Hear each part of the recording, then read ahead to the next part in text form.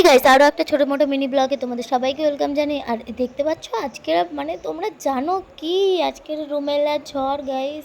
আর সকাল থেকে বৃষ্টি হচ্ছে, দেখতেই পাচ্ছ এত বৃষ্টি হওয়া হয়েছে যে পুরো মানে পুকুরটাই ভরে গেছে। তোমরা তো দুদিন আগে যে পুকুরটাকে দেখলে কম জল, সেখানে দেখতে ভরা। তো সকালবেলা আমি খেয়ে নিয়েছিলাম লুচি আর মাংস কষা, আর সেই মাংস আর মাছের ঝোল, স্যালাড আর টক ডাল দিয়ে আমি খেয়ে নিলাম দুপুরবেলা। এই দুপুরের ওয়েদারটা এরকমই ছিল। তারপরে গ্যাস যত সন্ধে হচ্ছে, আর এই দেখো বুকের মধ্যে ধুকপুকানি বাড়তেই আছে, দেখতেই পেলে আমাদের এখানকার অবস্থা।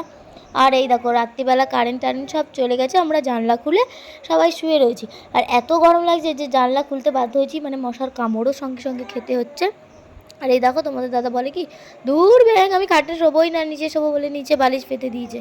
তো যাই গো, আমরা এরকম করছিলাম। আর এখন কটা বাজে জানো? এতক্ষণ আমরা জেগে আছি, এখন বাজে গাইজ 12:41। বিশ্বাস হচ্ছে না তো আমার কথা? দেখো ফোনে, তোমরাই নিজের চোখেই দেখে নাও।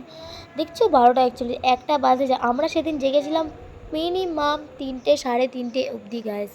তারপরে যাই হোক রাতটা যাই হোক করে কাটালাম, কোনো মতে ঝড়ফড় কাটিয়ে উঠলাম। দেখো সকালটা ঠিক এরকম ছিল।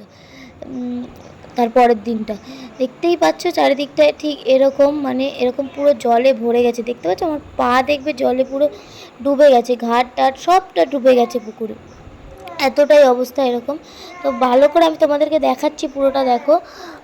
এই দেখো নৌকাটা পর্যন্ত ডুবে গেছে, মানে বুঝতে পারছো গ্যাস কী পরিস্থিতি এখানে। মানে ঝড়ের থেকে বেশি বৃষ্টিতে মানে বন্যা বইয়ে দিয়েছে। তো যাই হোক, এই যে আমাদের ঘরটা দেখতে পেলে। আর এই যে দেখো, ওই যে বলে না, এটা কথাই বলে না, ঝড়ের পরে মানে পরিবেশটা একদম শান্ত সুষ্ঠু হয়ে যায়। তো সত্যি ঝড়ের পরের পরিবেশটা দেখতে খুব ভালো লাগে। সেরকম মানুষের জীবনেও ঝড় ওঠে, তারপরে শান্ত সুষ্ঠু হয়ে যায়। যাই হোক, তোমরা ঝড়ে কেমন আছো, তোমাদের কী কী ক্ষতি হয়েছে আমাকে কমেন্ট করে জানাতে ভুলো না। ততক্ষণের জন্য তোমরা ভালো থেকো, সুস্থ থেকো, tata. Thank you for watching this video. If you enjoyed